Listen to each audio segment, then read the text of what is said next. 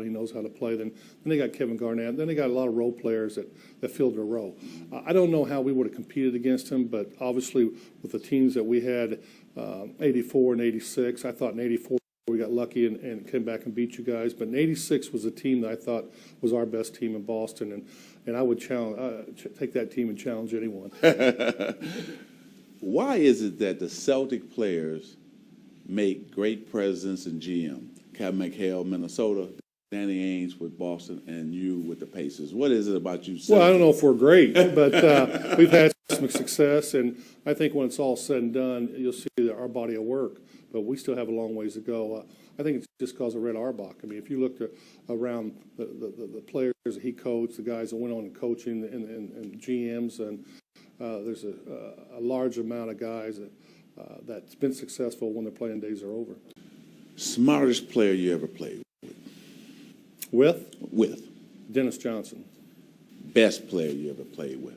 Probably Dennis Johnson. It's close between Kevin and Dennis. They're two different type of players, but I always thought if we really needed something, and Dennis always said I'm a 44% shooter during the regular season and 60 in the playoffs.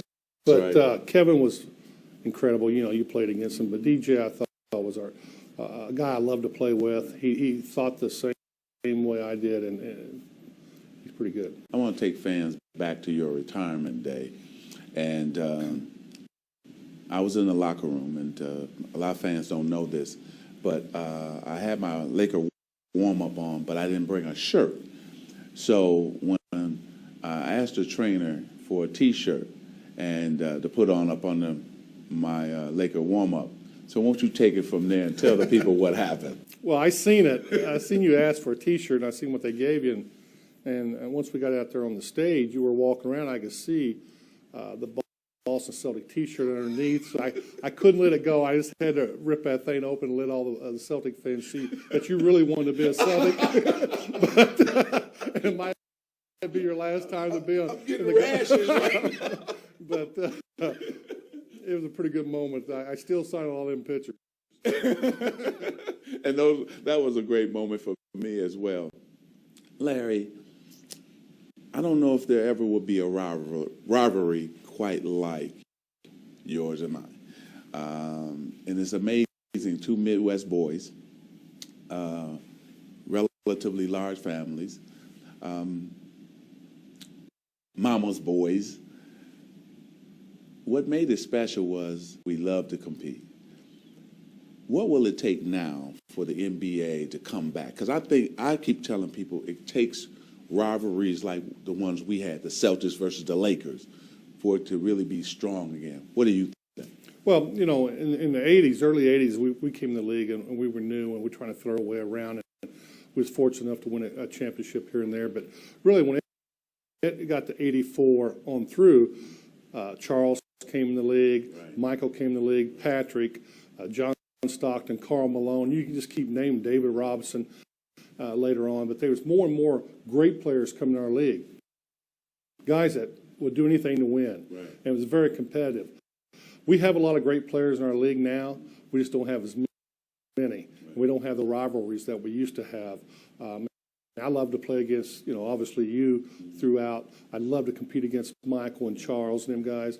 Now it's a little different, but I think once these younger guys come on, a lot of them came out of school early, but once they get older and they feel that they got an opportunity to win a championship, I think there'll be more competitiveness and a lot better players. And then back to the Boston-Philly rivalries, back to the Detroit-Chicago, Michael versus Isaiah and his Pistons. That's what we need more of. And then tell me this, and three of our friends went into the Hall of Fame this year. So if I said Michael Jordan, what would you say? I think unbelievable. I mean, I can tell you some things that happened in the games against us. One time I turned, I jumped, and he still went. His knees almost hit me in the chin. And that's when I realized that this guy's pretty special for his jumping ability, but cat quick. He closed down a pass lane as fast as anybody ever seen, and just a phenomenal player. John Stockton. One of the smartest players I ever played against. So very crafty. Very crafty with the ball. Would always watch the defense, what they were going to do. And if they made a mistake, the ball was delivered right on the money.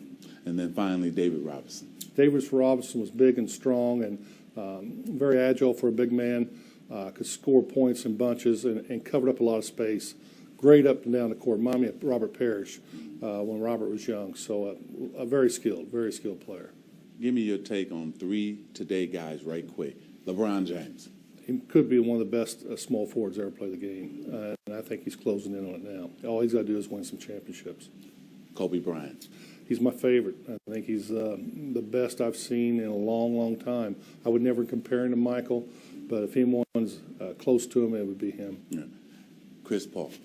Chris Paul is crafty. I mean, I seen Chris in practice in college. I never dreamed that he would be this good this early. I knew he had a lot of talent, but very crafty player. Reminds me a lot of John Stockton. And finally, Dwyane Wade. Dwyane Wade is incredible.